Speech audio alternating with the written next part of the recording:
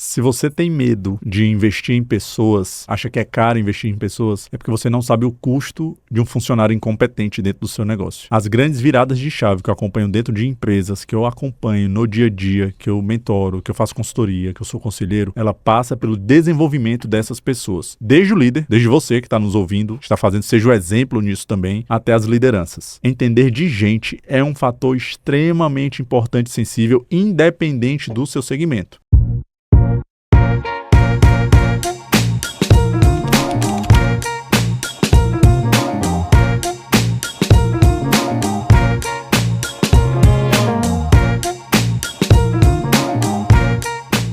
Sejam bem-vindos ao podcast Liberdade Empresarial, o podcast que é para você, empresário, que precisa e sonha viver com lucro, liberdade, mas alinhado com o seu propósito. Eu sou Carolina Santos e sou sua mentora nessa jornada. E no podcast de hoje nós temos um convidado muito especial, tenho uma honra de receber um dos maiores nomes da gestão empresarial no Brasil. Ele é CEO da PWR Gestão, uma das maiores consultorias empresariais do país, e tem ajudado empresas a crescerem com eficiência, segurança e previsibilidade. Sobre a sua liderança, nasceu também a Capital Upgrade, a empresa de educação executiva que já impactou mais de 22 mil empreendedores e treinou mais de 9 mil empresas em mais de 50 segmentos. Com passagem por gigantes como Ernst Young e M. Dias Branco, formado em administração com MBA pela FGV, ele se consolidou como referência nacional em gestão, cultura organizacional e liderança estratégica.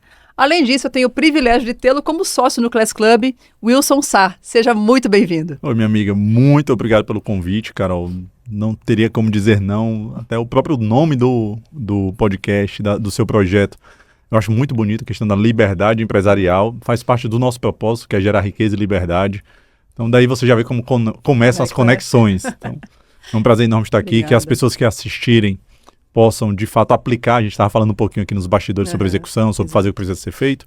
Porque a liberdade é um fim muito bonito, mas ela cobra um preço para você conseguir chegar. E muitas vezes as pessoas estão presas em modus operandi que não fazem mais sentido, as deixam mais escravas do seu negócio e nunca vão viver essa tal liberdade, vai ser sempre um sonho, se não ouvir o que a gente vai falar aqui hoje. Exatamente. Então, já se inscreve no canal, ativa a notificação, e comenta aqui quais são os seus insights, quais são as reflexões que você está trazendo a partir dessa conversa que eu tenho certeza vai ser muito, muito enriquecedora.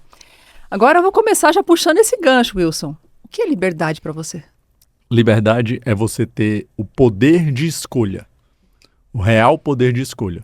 Então uma coisa é, eu posso me ausentar da minha empresa, eu não quero me ausentar da minha empresa. Acho que vai muito de perfil, vai ter gente que vai ser muito feliz trabalhando muito 12, 14, 16 horas, tá tudo bem. Acho que cada um tem seu parâmetro de felicidade. Outra é, eu não posso me ausentar. Aí você é um escravo do seu trabalho, você é um dono com crachá, pura e simplesmente. Então a liberdade é esse poder. Uma coisa é, eu posso escolher o que eu quero fazer, na hora que eu devo fazer, e sendo maduro para fazer essa escolha. Maravilha. É isso que eu gosto de chamar de liberdade. Já chegamos bem, né, gente? Olha só. Wilson, eu já vi assim, muitos empresários que muitas vezes protelam a consultoria, protelam uma mentoria, adiam algumas ações necessárias na empresa. A pergunta que eu quero te fazer é, diante disso, né, você entende que muitos empresários realmente encaram gestão como um atraso de vida, algo que vai atrapalhar a venda, que vai atrapalhar o crescimento, e por isso não fazem gestão, não amadurecem o time de gestores da empresa e acabam empurrando com a barriga? Como é que você vê isso até pela experiência, né, da PWR? A pergunta é maravilhosa e é uma das coisas que é mais procrastinada e subestimada no dia a dia. Porque é chato de fazer. O nome da minha empresa é PWR Gestão. E eu assumo, é um saco fazer gestão. Não vou lhe mentir e dizer, não, é muito legal fazer gestão, faça gestão. Vou ficar feliz da vida, né? Tem que atualizar relatório, não é isso. Mas o que muitas pessoas não percebem, Carol, é que a gestão é um grande fator de libertação empresarial. Você quer que sua empresa cresça, mas depende de você. Você quer ter as melhores pessoas, mas não tem subsistemas adequados. Você quer mitigar riscos do seu negócio de não ser de fraude, etc., mas você não quer ter processos bem estabelecidos. O que eu sempre defendo, Carol, é que a gestão ela deve ser de um tamanho adequado ao tamanho da organização. O que muitas pessoas erram? Colocam gestão demais numa empresa que ainda é pequena, e quando você é pequeno, você tem que fazer a sua empresa rodar. É primeiro progresso, depois ordem, perdão, igual na bandeira do Brasil, só que é o contrário. E aí você pode ter um tamanho muito grande também que falta gestão. E aí é essa hora que o dono se torna um fator limitante, que se Começa a torna o teto do negócio. estrangular Isso. o crescimento, né? Mas isso é porque eu vejo falta muito, puxando para a pergunta, aconselhamento. O empresário, ele é muito solitário. É difícil, muitas vezes, ele ter com quem conversar. Às vezes ele tem um negócio em um segmento muito específico, está numa região mais isolada. E ter conselheiros que tenham construído, que possam ajudá-lo efetivamente, muda o jogo dos negócios porque ajuda a abrir um pouquinho essa mentalidade. Então, você tem que se expor, você tem que entender que você tem pontos de vulnerabilidade, que não é problema nenhum, mas que você só vai conseguir trabalhar se tiver alguém te orientando de maneira clara e efetiva. E pela tua experiência, são quantos anos já de 15 PWR? anos. 15 anos PWR já? 12, mas eu tenho 15 anos. Já. Pela tua experiência, o que você vê que mais impede os empresários de levantar a mão, de pedir ajuda, de reconhecer que está no limite e que precisa realmente confiar em alguém, em algum especialista, seja uma consultoria, seja um profissional realmente mais capacitado? O Lázaro traz muito essa questão, né? Ele levanta, o Lázaro do Carmo é sócio, né, da PWR, e ele bate muito nessa tecla, né? Tem que ter gente boa, tem que pagar o preço das pessoas boas, mas o que impede eles de avançarem, de levantar a mãozinha ou até mesmo de reconhecer? Não posso, não sei, não consigo mais, estou no meu limite. Perfeito. Eu gosto de dizer, Carol, que tem uma miopia empresarial. A pessoa está míope. Então, quando ela tem esse nível de miopia, ela vira um guarda-chuva, que aí eu posso ter o ego. Um empresário que teve muito sucesso, ou se acomodou porque teve um pequeno sucesso e acha que já foi o maior sucesso que poderia e deixa de crescer o quanto poderia. Às vezes é limitação de conhecimento. Ele está míope, ele acha que o que ele sabe é o melhor dos mundos e não é. Tem empresa que a gente chega e por dar uma sugestão, às vezes trocar uma contabilidade, que ele vai pagar, vai ter uma otimização de custos e ter mais resultados, ele fica maravilhado porque ele nunca percebeu que ele poderia ter aquilo. E tá tudo bem, ele fez com que a empresa dele chegasse até aquele ponto, sozinho, mas aceite ajuda. Peça apoio para tirar essa miopia do dia a dia. Eu acho que a gente tem que ter uma humildade avassaladora para reconhecer no que eu não sou bom. Eu não sou bom em tudo, você não é bom em tudo, e tá tudo bem. Agora, como é que eu faço para superar essa miopia do dia a dia? Esse é o desafio do empresário, principalmente de quem está na frente do negócio. E geralmente isso esbarra onde? Além do ego, você trouxe o ego, que é um fator que daria um podcast de 1h30 só sobre isso e mais, né? Mas além do fator do ego, né? O que você vê que mais impede eles de avançarem? É porque não tem dinheiro? É porque não confia? Porque realmente não tem alguém de confiança por perto? O que você enxerga na prática, né? Porque às vezes você vai negociar e barra ali, né? Em algumas questões. Eu acho que tem dois fatores, Carol. Um deles são crenças mesmo. As pessoas têm crenças limitantes. Acho que consultoria é para empresa grande, que mentoria já é para empresário bem-sucedido. Ele não pensa que muitas vezes para tornar o negócio melhor, ele vai ter que precisar de um mentor, de um conselheiro, de uma consultoria. E o outro ponto é que, se você olhar objetivamente, as pessoas pensam, eu vou investir X mil reais na consultoria, no processo de mentoria. Ele acha que é uma simples despesa, ele ainda não vê como um investimento. Então, quanto de repente os seus negócios cresceram, os meus negócios cresceram, de outras pessoas cresceram, porque pegaram um conselho que foi dado e executaram de maneira fanática. Boa. Então, tem ROI. Boa. Mas as pessoas olham mais para a linha de despesa do que qual o ROI que esse investimento pode me trazer. E acaba sendo uma miopia mesmo, né? Enxergar só o que sai e não o potencial que aquilo tem de trazer de volta para o bolso. Exatamente. E talvez até tenha tido uma má experiência. Está no mercado que vai ter mentor ruim, vai ter coach ruim, assim como tem psicólogo, médico, advogado, vai ter consultor ruim. Tem de tudo. Mas não deixa esse trauma ser levado para a vida toda, não. Impedir de crescer, né? É que eu acho que muitas vezes o empresário, ele muda uma estratégia, ele muda uma decisão, porque ele acha que foi a estratégia ou a decisão errada, mas ela foi executada errada. Então, eu preciso contratar um gestor comercial. Esse cara não rodou, aí eu cancelo a vaga, porque eu não preciso mais de um gestor comercial. Não, amigo, você só errou na execução. Exato. Corrige a execução, refaz, ajusta e coloca para rodar. Vejo muito isso. Não sei se você já deve ter percebido isso, né? O cachorro mordido de cobra tem medo de linguiça, né? Então eu tive uma vez uma experiência ruim com um funcionário, seja ele que não voltou para trabalhar, seja ele que processou, seja ele que sacaneou, enfim, não quero mais contratar. Aí a pessoa começa já a ficar arisca em relação a isso e não entende que sem contratações, sem pessoas, sem formar um time, a empresa não vai crescer. Perfeito. Vai ficar naquele autoemprego, naquela limitação. E você chega um momento que não tem mais como abraçar mais as coisas, né? Seja na operação, na gestão, tem limite. Nós temos limites, né? E aí isso acaba impedindo de crescer. Por quê? Porque ele tá a risco, né? Tá Com certeza. impedindo ele de fazer algo maior. Com certeza. Então é isso. Busque ajuda. Eu também tenho prestadores de serviço para me ajudar naquilo que eu não sou bom. Eu busco ter conselheiros. Eu sou uma empresa de consultoria. E no meu planejamento estratégico, nós trazemos conselheiros. Legal. Pessoas da área de comunicação, pessoas de economia, pessoas de tecnologia, para poder entender como essas pessoas podem complementar a nossa estratégia. Show. Então, o que eu estou falando é porque eu faço e sei que funciona. E você também está dentro de um grupo que é mentorado pelo Flávio, pelo Caio e pelo Joel, que é o Class Club. Exatamente. Então também é se colocar na posição de aprendiz, né? Com certeza. Que falta muito. Você pensa, eu vou passar 3 dias enfurnado numa sala de aula, talvez seja a melhor coisa que você vai fazer para o seu Melhor negócio. investimento, né? É melhor do que você estar vendo a conciliação bancária, fazendo pormenor e achando que está sendo muito produtivo e esqueceu que é muito cara a sua hora para fazer algumas atividades Muito extremamente operacionais. Muito bom. Você trouxe um termo, Wilson, que é execução fanática. Vamos abrir um pouquinho essa janelinha dessa execução fanática. O que é isso na prática? O que isso quer dizer? E como que o empresário, né, pegar aqui pequenas, médias empresas, pode usar esse conceito para mudar algum resultado lá dentro? Quando eu falo de execução fanática, eu estou falando necessariamente de uma empresa que é disciplinada. E aí a gente não pode ignorar, Carol, a importância da disciplina para o CPF. O dono é indisciplinado e acha que a empresa vai ser disciplinada. Isso não funciona. É um reflexo direto. É reflexo direto. Lázaro, Joel J, né, vivem muito isso. Eles cuidam de si e a partir dessa disciplina fanática que eles têm consigo, eles levam para os seus negócios. Legal. Eu acredito que isso na prática deve ser o dia a dia dos gestores. Quantas pessoas de repente executaram uma sugestão que você deu, mas executaram um mês. Aí depois no segundo mês já fez mais ou menos, no terceiro não fez, no quarto mês nem lembra que tinha que fazer uma reunião que foi definida. Então essa execução é o que faz com que grandes empresários prosperem. Ideia, todo mundo tem. Acho que no caminho para cá você deve ter tido umas 10 ideias maravilhosas. Eu tive mais umas 20. E aí? E aí, né? Vai executar o quê? Então esse foco, essa disciplina, o saber dizer não é muito importante. Legal. Eu vejo planejamentos estratégicos maravilhosos no papel, no PowerPoint que aguenta tudo e que a execução é uma porcaria e que não sai nada do papel. Que é Vejo aquela máxima, né, do Peter Drucker. que Cultura engole a estratégia, no café da manhã. Não adianta uma boa estratégia se não tem execução. Perfeito. Por outro lado, eu vejo planejamentos medianos, muitíssimo bem executados, Legal. darem um baita resultado. Então, se você olhar para o seu time hoje, você não vê poder de execução, faz essa autorreflexão, vê quem não está executando, checa as rotinas, checa os ritos, porque isso é a gestão. É isso que faz com que as coisas saiam do papel. Então, empreendedor, não adianta você achar ou ter ego, vaidade, porque tem muitas ideias. Ideia não vale nada. A ideia bem executada é que vale.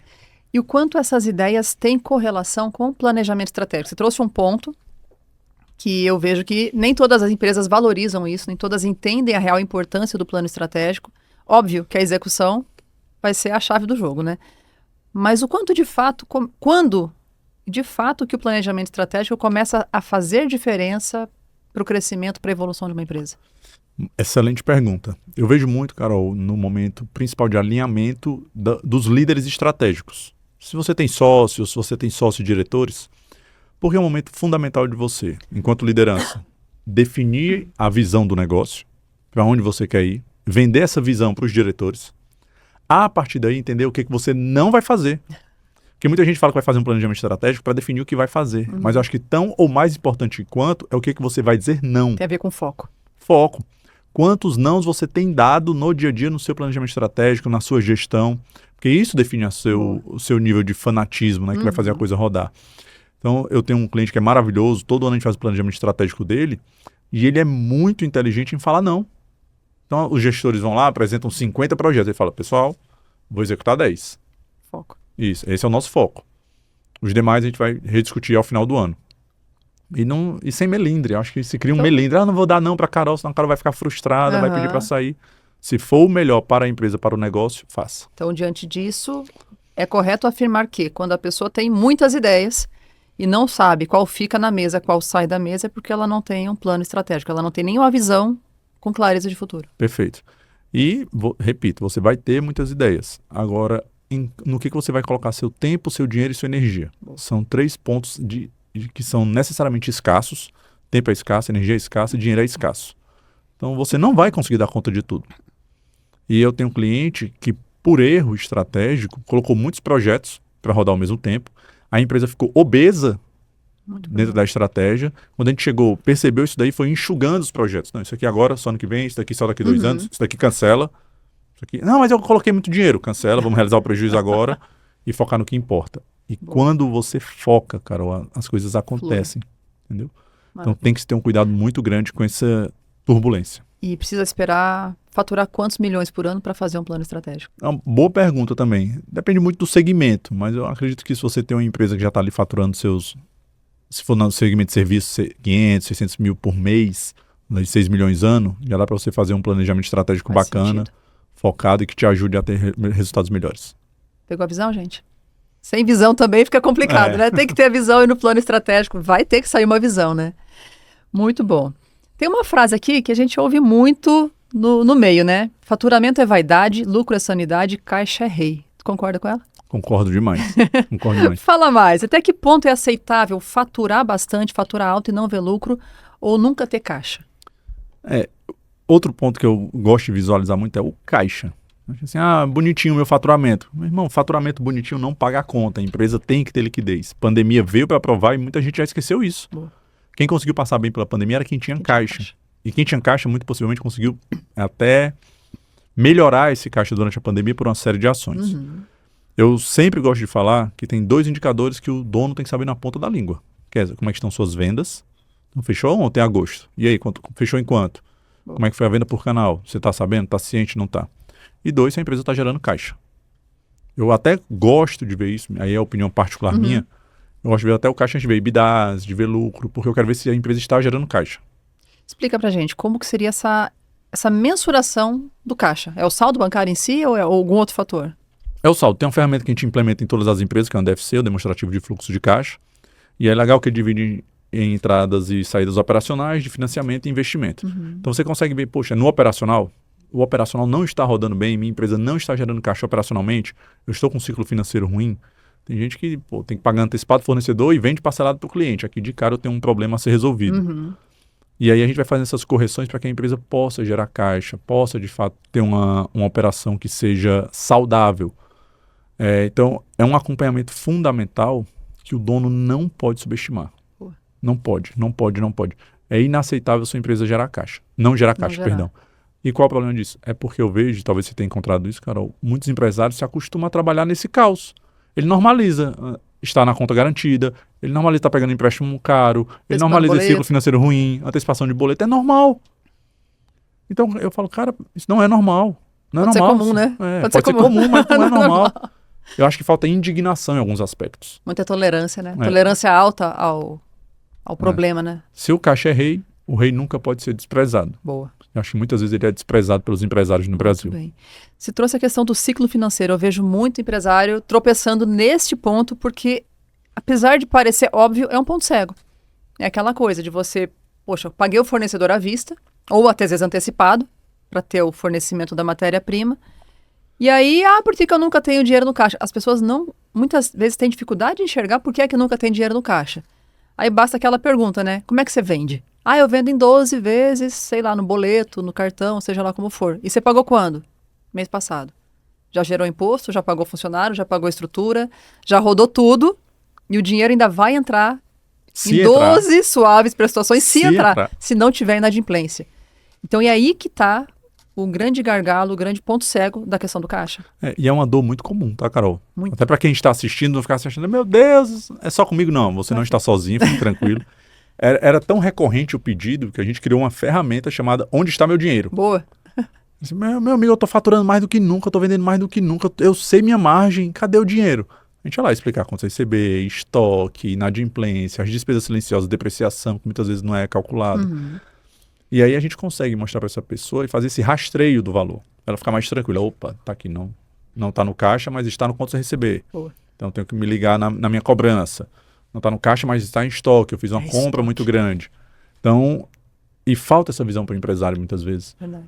E por falta de experiência muitas vezes, né? Pela falta de vivência e de ter conselheiros. Falta alguém que possa mostrar para ele que o que ele passa ele não está sozinho. Tem mercados que sim são mais difíceis, porque às vezes você é representante de uma marca específica e essa marca tem condições comerciais muito complicadas que você não consegue repassar simplesmente para o seu cliente.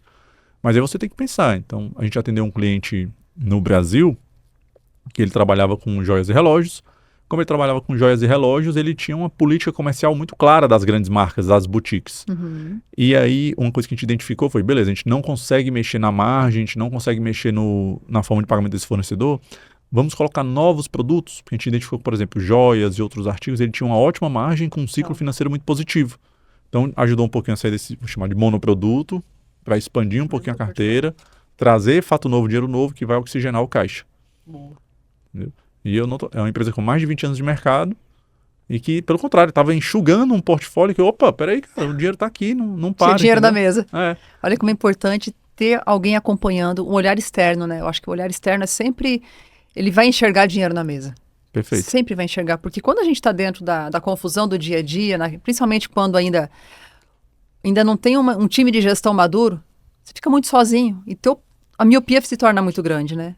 Aí você traz alguém de fora para olhar. Numa conversa você consegue enxergar tanta oportunidade, né? Tanto dinheiro na mesa, tanta possibilidade de enxugar custo e aumentar a receita, né? Perfeito. Eu estava em outro cliente, por exemplo, que ele tem um hospital, só que pelo formato arquitetônico do hospital dele, ele tem muita recepcionista. Então, 1/3 do quadro dele é recepcionista. Nossa. Eu falei, cara, não está fazendo sentido. Você não tem essa ocupação toda para essa quantidade de recepcionistas. Aí a gente está fazendo já alguns ajustes. Por quê? Porque tá ali no dia a dia, cega. Aí fica míope. Se acostuma a esse caos, é assim mesmo, aqui é Até assim. a ineficiência das pessoas, né? Exatamente. Tem 5, poderia ter 2 se fosse eficiente. E ainda mais se a gente puxar outro apêndice que é a inteligência artificial, Aí... que o quanto pode ajudar hoje. Total. Agilizar os atendimentos. Né? Eu sempre brinco, se me pedir uma pessoa a mais, a primeira coisa que eu vou falar é não. Aí depois eu vou perguntar, por quê? Aí quando eu tentar me explicar, eu vou falar, mas isso a gente está contratando porque de fato precisa ou porque quer cobrir uma ineficiência? Já foi revisto o processo? A gente já viu alguma nova ferramenta? Viu se tem alguma possibilidade com inteligência artificial? Vimos. De fato precisa de mais uma pessoa. Ok, não tem vamos mais contratar. Saída. Muito bom. Mas não contratar cegamente, porque senão até porque a conta não fecha. A contratação é um desafio da imensa maioria hoje em dia, né? Eu ouço choros e gritos todos os dias.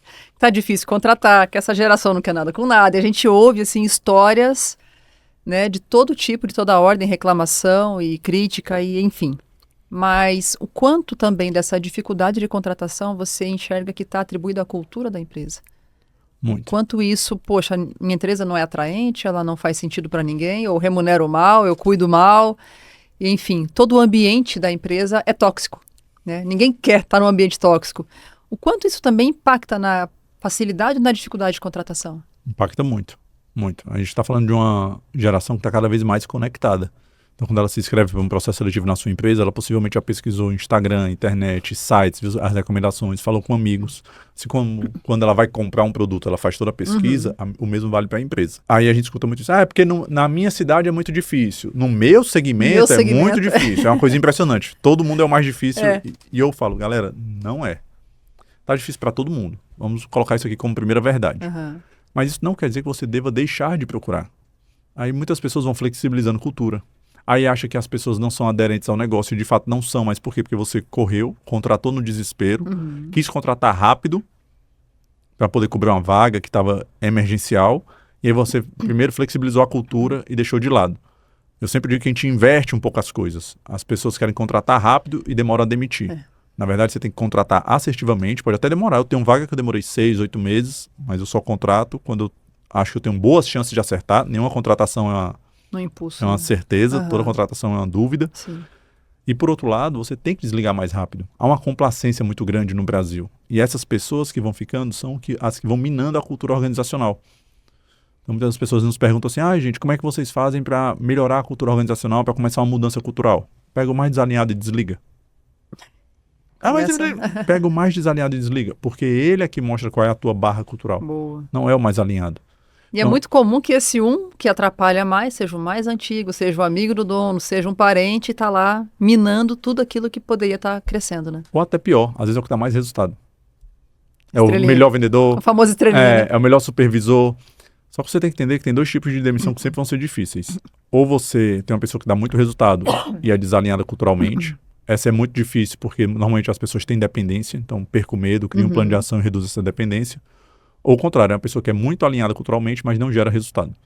E essa aqui normalmente é o bonzinho, começou comigo, ele era meu financeiro, gente boa. Confiança, é de confiança. Ou você vai arranjar uma cadeira que ele caiba e vai ser feliz e vai entregar o que ele pode entregar e vai te dar ROI em cima dessa posição, ou de fato é hora de disponibilizar para o mercado e libertar. Porque ao meu ver, Carol, tem uma hora que passa a ser até maldade você dar o mesmo feedback para a pessoa. Ela não vai evoluir.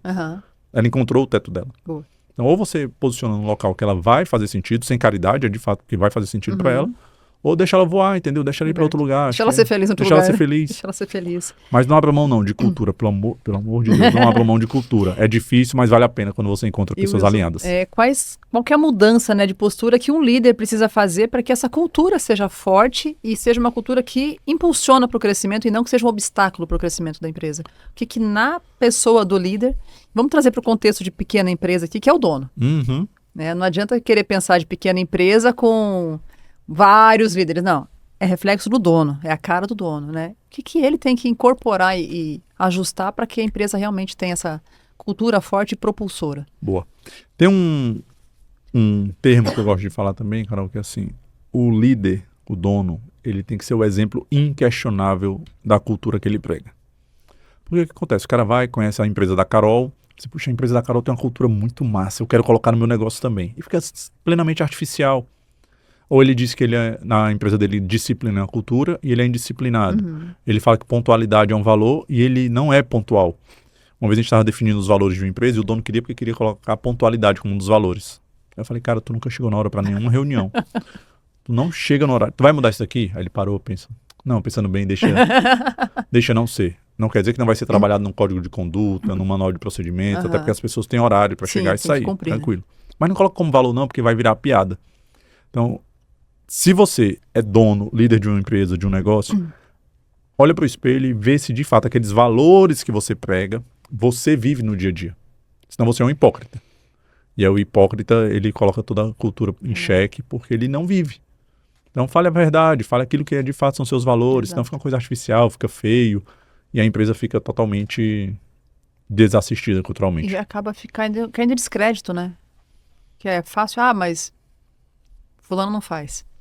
Como é que eu vou pôr no quadrinho? Como é que eu vou treinar? Como é que eu vou disseminar se aquilo não faz sentido, né? Perfeito. E eu falo muito isso também em treinamento de lideranças, né? Para treinar a intermediária ali. Eu falo, gente, vocês são guardiões da cultura. Vocês têm que entender que aquilo que está no quadro, aquilo que está na ISO, aquilo que está lá no papel, vocês têm que ser o primeiro a viver e tá isso transpirando ali no dia a dia e defender e disseminar. Porque não tem como, hora que você vai treinar o pessoal da ponta, vai treinar a operação, se você fala para eles, eles vão apontar, aí, mas você não faz isso. Com que cara você vai treinar esse pessoal? Né? Você fala de transparência, fala de integridade, mas faz as coisas no cambalacho. Você fala de honestidade, mas é desonesto com todo mundo. Então você tem que escolher bem, como você disse, escolher bem quais são os valores que você vai disseminar, porque, como você disse, tem que ser um espelho, tem que ser algo muito coerente, tem que ter congruência, né? E essa coerência, ela nasce da estratégia. A cultura ela é uma pauta estratégica. Ela é tão importante que ela está dentro da estratégia. Então, sócios, fundadores, diretoria definem qual é a cultura do negócio. As lideranças intermediárias, como você muito bem colocou, eles têm obrigação de ser um promotor da cultura. Mas qual é o problema aqui, Carol? Muita gente tem bons líderes, tecnicamente falando. É uma pessoa que era analista financeiro, virou gerente financeiro, tem um ótimo conhecimento técnico, fez MBA em finanças, cursos em finanças, tudo dele é para finanças. Que horas esses líderes intermediários estão estudando sobre pessoas? Qual foi o último livro que ele leu sobre gente? Esse é um ponto que vai ficando cego e a gente fala, o líder tem que promover a cultura, concordo 100%, mas ele está sendo treinado para promover a cultura. Tem uma frase do Maxwell que eu gosto muito, que ela diz o seguinte, as pessoas não pedem demissão de empresas, elas pedem demissões de pessoas.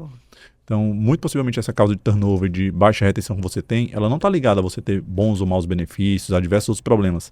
É sua liderança intermediária que é incompetente ainda. E é incompetente porque a gente forma bons técnicos e pouco entendedores de gente. Boa. E olhando, você roda o Brasil, né? A empresa atende o Brasil inteiro. Saindo, talvez, de alguns grandes centros, de algumas regiões que são, né, talvez mais, vamos dizer assim, treinadas, capacitadas ou até mesmo maduras, gerencialmente falando, no Brasilzão real aí, né? Nesse Brasilzão que corre aí, que é grande, né, extenso. O quanto as empresas estão realmente prontas para essa conversa. Os empresários, né, estão prontos para essa conversa. Muito pouco. Muito pouco. Os que ainda estão são os que porventura saíram daquele meio e tiveram contato com conselheiros, com outras pessoas, com outros empresários e tiveram esse processo de abertura de mente. Semana passada eu estava numa cidade do interior do Maranhão chamada Bacabal, onde temos alguns clientes, tem cerca de seus 100, 120 mil A gente habitantes. acende o SAI lá. Hã? SAI de Bacabal. Pronto. E é muito legal porque, assim, para você ver, ele começou, fez cursos, foi se especializando, tem consultoria com a gente, tem processo de mentoria, conselho com o Lázaro, ele já fez também. E hoje, ele tem uma sede de aprendizado que ele quer que as outras pessoas da cidade dele também valorizem isso, porque ele sabe quanto fez Ele diferença está para ele. inconformado de ver aquilo tudo parado, né? Porque ele vê um monte de gente que não valoriza isso e fala, galera, vocês Acorda, não estão né? vendo um pote de ouro no final do arco-íris, não? Então, esse é um ponto. Mesmo há uma pouca preparação, porque falta esses disseminadores, esses promotores, e que de pouquinho em pouquinho a gente vai mudando. Foi lá atrás, quando a gente fundou a PWR, era para alcançar essas pessoas. Roda muito dinheiro, roda muita Sim. riqueza pelos interiores, e muitas vezes essas pessoas só não têm o conhecimento, Uhum. só não tiveram acesso ainda. Mas são extremamente trabalhadoras, Sim. são muito disciplinadas, Exato. fazem acontecer no Brasil real, É.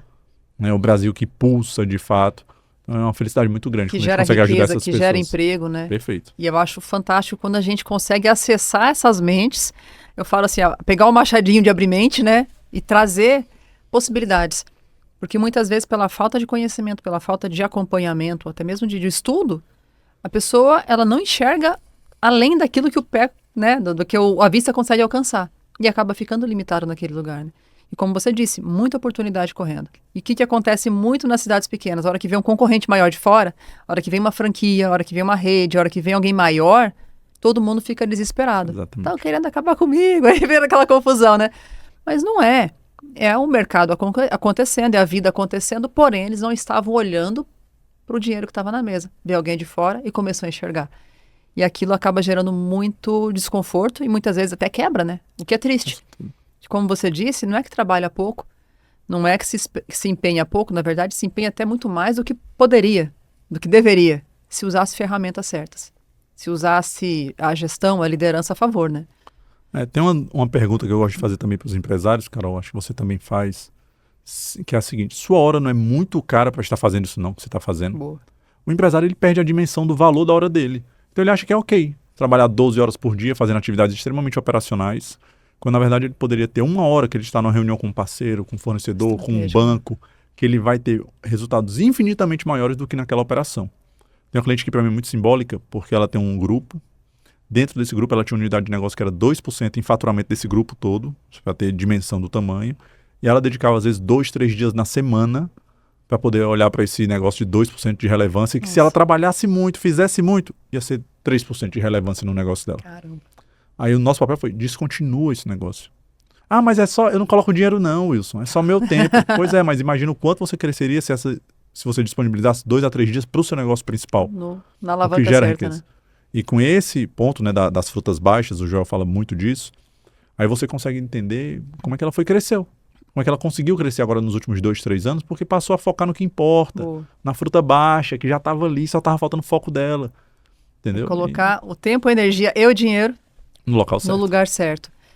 Gente, eu vou trazer um conceito aqui, depois vocês investiguem um pouco mais, tem até um livro com esse tema, que é o 80-20, o Pareto. Eu amo Pareto, não sei se você gosta do Pareto, eu acho fantástica a lógica do Pareto. Sou consultor, sou suspeito para né? falar, Carol. Mas olhando o Pareto de um empresário, que talvez esteja aí estagnado, ou não está vendo lucro, ou está com a coisa meio travada no negócio, na tua visão, pela tua experiência, o que seria o 80-20? Onde que ele poderia colocar 20% do esforço que vai gerar 80% do resultado? Formação de pessoas, parcerias estratégicas. Aqui parcerias eu vou colocar mentor, conselheiro, pessoas que o ajudem a mudar de patamar. Ajudar a pensar e ajudar a Ajudem acessar. a pensar, a acessar e a estruturar. Boa. Faz assim. Esse é o caminho que eu percorri e eu sei que funciona. Uhum. Os melhores exemplos que eu tenho, Carol, são pessoas que de fato abriram a mente para, peraí, um dia que eu passo aqui com esse cara num conselho, eu pego tanto insight, tanta ferramenta que eu posso aplicar, que eu vou mudar a realidade do meu negócio. Então, eu já peguei cliente que quando eu cheguei, ele se orgulhava de fazer a conciliação do cartão de crédito. Meu Deus. Ah, porque senão eu vou ser roubado. Mesmo que se você for roubado no valor desse cartão 100%, é troco. Entendeu? Só que fica preso, é o ego de querer mostrar que é produtivo, que é importante para o negócio. Ou necessidade de controlar muito grande necessidade também, de controlar perfeitamente, muito grande. Assim, você tem que entender. Aí lista lá todas as suas atividades da semana. Aí do lado você coloca estratégico, tático, operacional. Aí você vai ter o seu Pareto muito claro. Boa. O que é operacional, pensa como é que você pode delegar, automatizar, Ou eliminar, né? ou eliminar, dependendo, né? Por que está sendo feito? Eu estava com uma cliente e ela estava agoniada ali com o setor. Daí aconteceu das pessoas do setor serem desligadas da empresa. Ou, né, de alguma forma, passiva ou ativa, mas se desligaram. E ela foi ocupar a cadeira daquele setor. Falou, Carol do céu, eu tô desesperada. Por quê? Falei, por quê? Porque tudo que elas estavam fazendo aqui não precisava estar sendo feito. Isso é muito comum. Né? Tipo, tinha 3 pessoas, passou a ter uma, e essa uma estava fazendo uma rotina que nem precisava estar sendo feito. Estava errado. Por quê? Processo desalinhado. Às vezes a pessoa é boa, mas ela está com um processo desalinhado que não vai gerar resultado nenhum. E imagina isso sendo o empresário fazendo, né? Ele está, às vezes, numa alavanca ali que não vai... Eu falo que é a rua sem saída, né? Você está se esforçando e não vai chegar em lugar nenhum. E muitas vezes a rotina é essa, né? Colocando esforço no lugar errado. E tem um ponto que eu gosto também de ressaltar, Carol. Um funcionário ruim, ele pode travar a promoção de até 10 pessoas. Matematicamente falando, como assim, Wilson? Eu vou só para falar em números hipotéticos e fáceis. Se eu tenho uma equipe de 10 pessoas, cada uma ganha R$3.500. Perfeito? Se eu tenho uma pessoa que custa R$3.500 e é um mau funcionário, ela é um custo, R$3.500. Eu elimino essa pessoa. E muitas vezes o empresário está olhando e fala, não dá, não cabe mais, eu não consigo promover ninguém. Eu estou falando, e eu faço trabalho de plano de cargos e carreira, se você der um reajuste de 10% para as pessoas, já é um reajuste normalmente acima do mercado. Sim. Então eu posso reconhecer as pessoas. Então, por conta de uma pessoa, eu estou deixando de reconhecer 9 que são muito boas. Aí eu deixo de ter orçamento para gente competente, porque meu orçamento está esgotado com gente incompetente. E o empresário não vê isso no dia a dia. E o bom acaba saindo, né? E o bom acaba saindo. O bom acaba saindo. Que é uma coisa que eu defendi. Eu falo para o funcionário isso, né? O dono às vezes tem que me desculpar, mas eu tenho que falar a verdade. Independente do que vai acontecer, você tem que se preparar, você tem que fazer o seu. Se você não for reconhecido nessa empresa, pode ser uma empresa minha, tá? Sem problema nenhum. O mercado vai te reconhecer. Exato. Pra gente boa, não falta trabalho. Bem isso. Não falta. O mercado, da mesma forma que a gente falou, é difícil encontrar gente, é difícil encontrar gente boa e alinhada culturalmente. Aí o papel é reter, né? Para essas, se você for bom, está disponível no mercado, manda o currículo para a gente. Você, daqui 10 dias está trabalhando, ou nas empresas da gente, ou em algum cliente nosso. Porque eu indico muito. Pessoas que trabalharam comigo, que são boas, é fácil. Eu recoloco, sem problema nenhum. Tem vários que, inclusive, saíram para empreender, eu indico. Por quê? Eu falei, gente, se a gente é boa, eu indico. Se é ruim, nem fala comigo. Eu falo sempre, falava muito pro pessoal, que agora eu não estou mais na rotina, na operação. Gente, se for para sair, sai pela porta da frente. Se for para sair, saia por ter feito um excelente trabalho e aqui dentro não te comporta mais, você vai ser feliz lá fora. Mas se isso acontecer, eu vou te indicar, vou te recomendar, vou contratar com você como aconteceu com vários. Então a gente tem que ter realmente esse cultivo, né? Perfeito. De relacionamentos. Tendo gente boa. Mas se eu cultivo ruim, quem sai é o bom. Aí eu cultivo o ruim e fico chateado com o bom porque ele pediu para sair. Aí tu provavelmente ouviu isso. É um ingrato. Ele não é ingrato. Ele está buscando o que ele quer para a vida dele. Ele seria um ingrato se você estivesse fazendo um favor para ele. Mas até onde eu sei, enquanto ele estava na sua empresa, ele estava gerando resultado. É uma relação de... É uma relação de troca, de ganha-ganha. Ele trabalhou, ele cresceu, em cima disso você o remunerou. Se em algum momento isso não ficou bom para ele, isso não quer dizer que ele é ingrato. Só quer dizer que os sonhos dele não cabem mais dentro da empresa. Boa, boa. Wilson, vamos fazer um cavalinho de pau aqui, né? Falar um pouquinho mais sobre crescimento. Eu acho bacana. A PWR está com o quê? 80 consultores? São 90 consultores, mais umas 20 pessoas de back-office. Vamos lá. É gente pra caramba para uma empresa de consultoria. Né? Com Capital Upgrade, que é a empresa que o Lázaro é nosso sócio, vai para 150 pessoas. 150. Mas a parte de consultoria é só na PWR? Isso. Tá. O que é a pegada que eu estou fazendo uma análise que eu quero trazer para você a reflexão? Porque eu vejo muita gente que acaba travando no próprio tamanho, né? A empresa não vai além do braço. Por quê? Porque está sozinho, porque é um trabalho muito customizado, muito personalizado, de muita pessoalidade com o cliente, muito envolvimento com o cliente, muito tempo dedicado.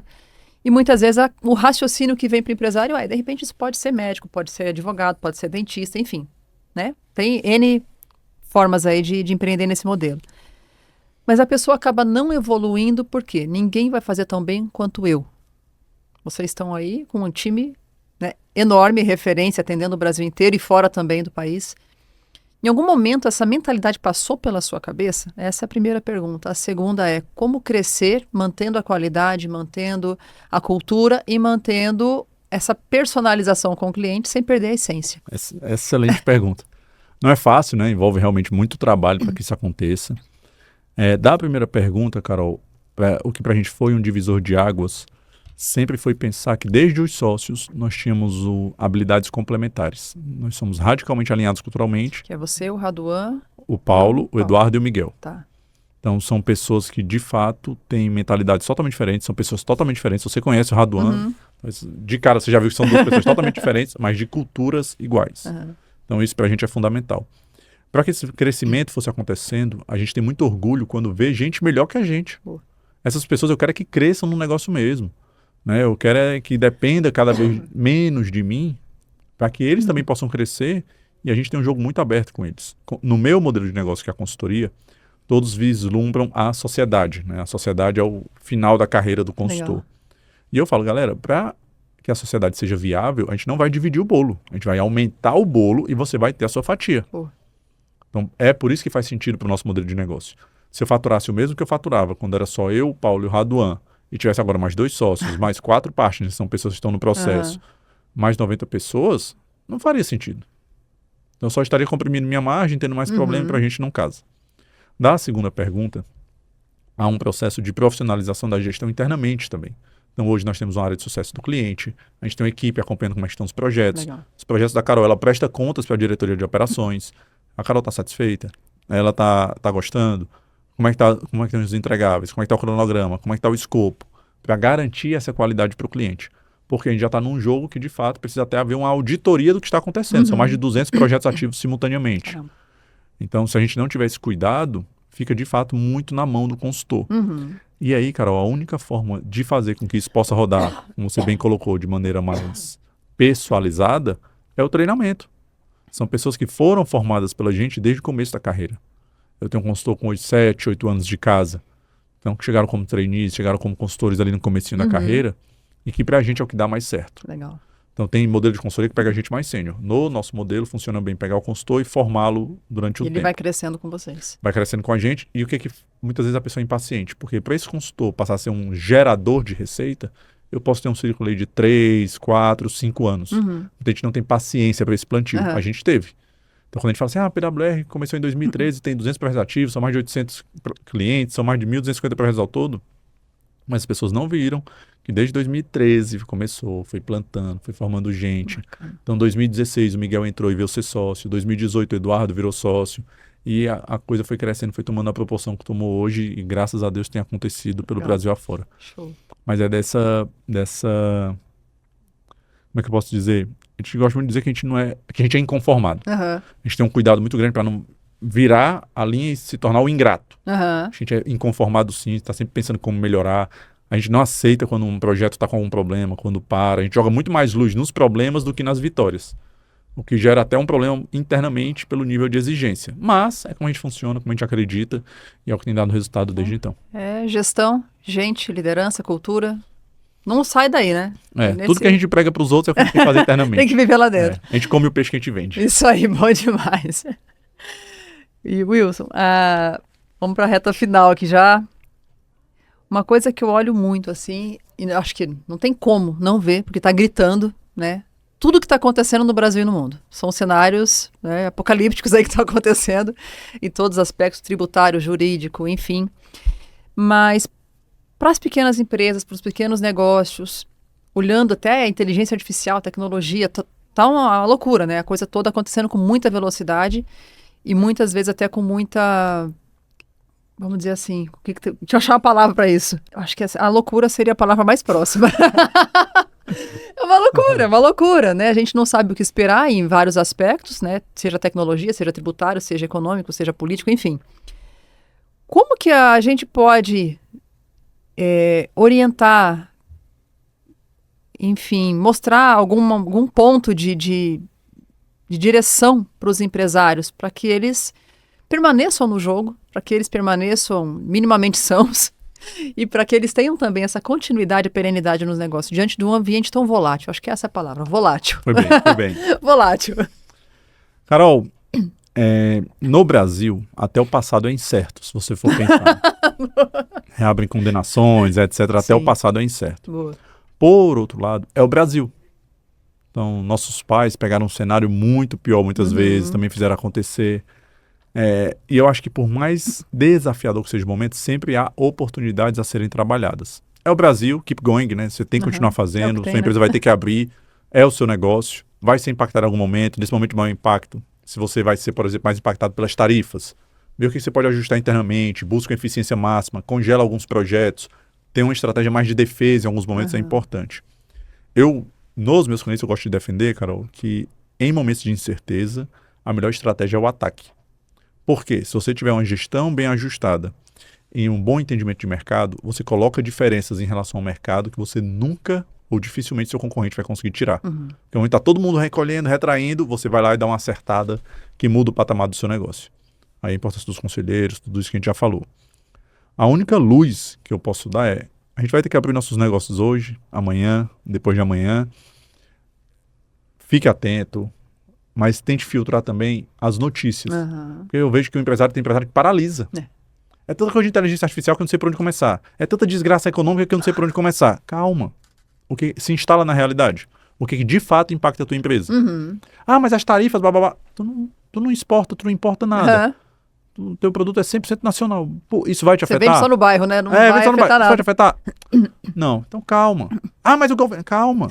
Foca no seu. Se você estiver fazendo o que está no seu controle e agindo no momento presente, não preocupado só com o futuro, se instalando no futuro, estou instalado na realidade, no momento presente, fazendo tudo que está sob meu controle. Agora eu vou falar como empresário. Os momentos que eu estou mais preocupado e mais ansioso é quando eu sinto que, por algum momento, eu deixei de fazer o que estava no meu controle ou não estou instalado no momento presente. Então, mas e se o cliente fizer isso? E se o cliente cancelar o contrato? E se? E agora, o que você está fazendo? Boa. Eu tenho uma frase aqui, eu separei, gente. Ele foi falando, lembrei dela. Você não tem controle sobre tudo, mas é responsável por tudo que está no seu controle. Excelente. É isso. Você não tem controle sobre a tarifa do Trump, sobre o governo, sobre o tributo. Mas o que está no teu controle? Você está fazendo? Está treinando teu time? Está reforçando a cultura? Está fazendo um bom processo seletivo? Está tirando as laranjas podres? Perfeito. Está cuidando do custo? Geralmente não está. Está querendo resolver lá fora, né, a política econômica da Ucrânia, mas não quer resolver o fluxo de caixa. Não olha para dentro, né? Perfeito. O mercado está complicado, está, mas você está fazendo pelo menos o básico bem feito? Exato. Pelo menos. Quanto é que você tem de caixa? Não sei. E de dívida? Não sei. E o faturamento, como é que fechou agosto? Não sei. Porra, não é o mercado, Exato. Entendeu? Não é o mercado. Se instala na realidade. Foca no que está no seu controle. Exatamente. Né? Você é responsável por tudo aquilo que está no seu controle. Eu não digo para você também fechar os olhos para o mercado, mas filtra, né? Cuidado, porque essa obesidade de informação, a gente abre o Instagram, tem informação de tudo.